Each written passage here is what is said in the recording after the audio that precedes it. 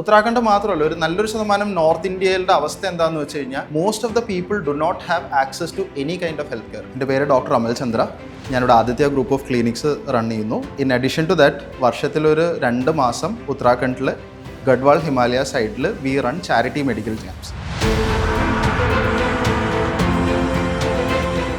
Trek ചെയ്ത് അങ്ങ് പോയി താലൂക്ക് ഹോസ്റ്റൽ എവിടെ എത്തിയപ്പോഴത്തേക്കും ഒരു കുട്ടി it was suffering with 2nd degree ബേൺസുമായിട്ട് വന്ന കുട്ടിയാണ്.